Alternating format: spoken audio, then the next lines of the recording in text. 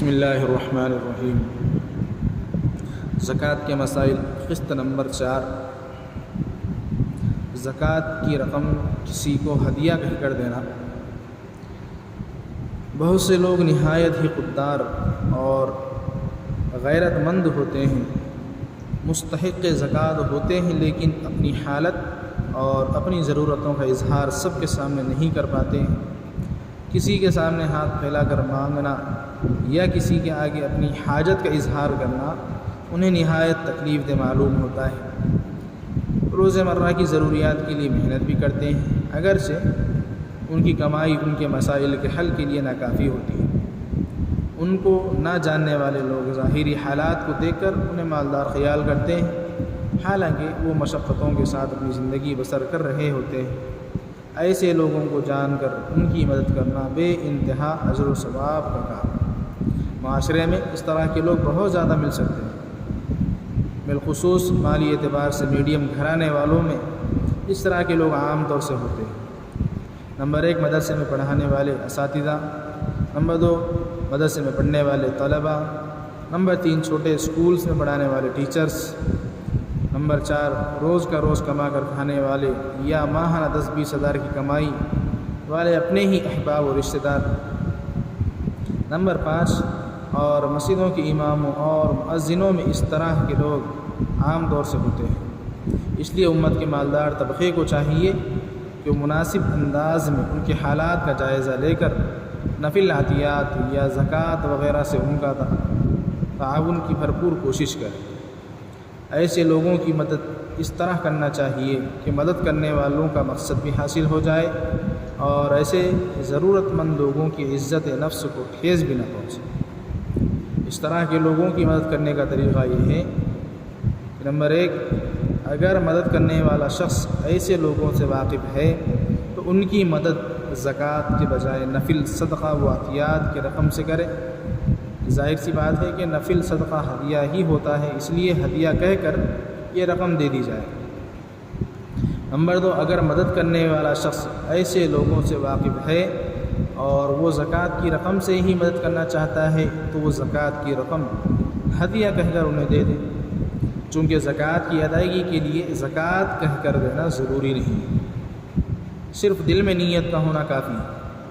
تو اس طرح زکوٰۃ بھی ادا ہو جائے گی اور اس شخص کی مدد بھی ہو جائے گی، لیکن کوشش یہ کرے کہ بعد میں اس شخص کو کبھی بھی پتہ نہ چلے کہ زکوٰۃ کی رقم سے اس کی مدد کی گئی ہے۔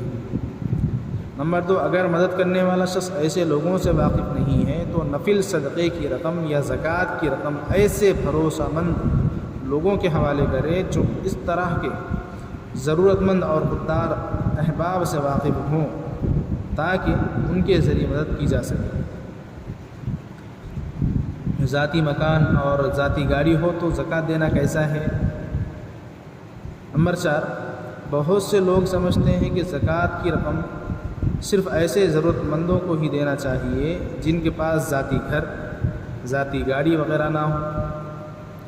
حالانکہ یہ صحیح نہیں، بلکہ صحیح یہ ہے کہ زکوٰۃ کی رقم ہر اس شخص کو دی جا سکتی ہے جس پر صدقہ فطر واجب نہ ہو، یعنی جو خود صاحب نصاب نہ ہو، یعنی زکوٰۃ کی رقم لینے کے وقت میں چاندی کی زکوٰۃ کا نصاب اس کے پاس نہ ہو۔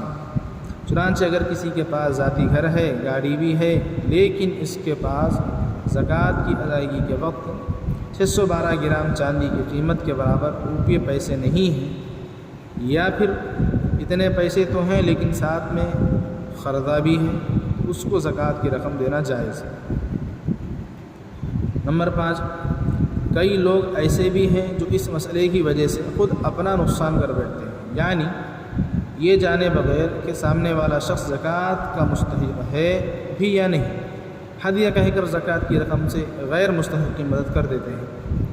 اس طرح کرنے سے ان کی زکوٰۃ ادا نہیں ہوتی، کیونکہ اگرچہ زکوٰۃ میں زکوٰۃ کہہ کر دینا ضروری نہیں ہے، لیکن یہ ضروری ہے کہ زکوٰۃ کی رقم صرف مستحق کو دی جائے، غیر مستحق کو دینے سے زکوٰۃ ادا نہیں ہوتی۔ نوٹ: مساجد کے ائمہ و مؤذنین اور خدام، مدارس کے اساتذہ اور اسکولز وغیرہ میں پڑھانے والے معلمین وغیرہ کی خدمات کرنا ان کا حق اور اپنی ذمہ داری سمجھتے ہوئے زکوٰۃ کے علاوہ رقم سے ان کو ہدایہ دینے کی بھی فکر کی جائے، اگرچہ یہ لوگ زکوٰۃ کے مستحق نہ ہوں، کیونکہ یہ وہ لوگ ہیں جنہوں نے اپنی ساری زندگی قوم و ملت کے دین و ایمان کی حفاظت اور نسلوں کے فیوچر کو بہتر بنانے کے لیے وقف کر رکھی ہے۔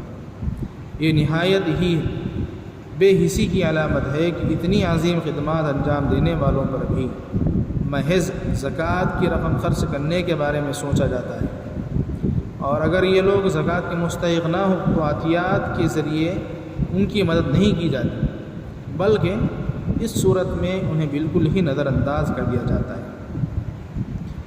لہذا اللہ تبارک و تعالی ہم تمام کو بتائے ہوئے احکامات پر صحیح عمل کرنا نصیب فرمائے، آمین۔ وآخر دعوانا الحمد للہ رب العالمین۔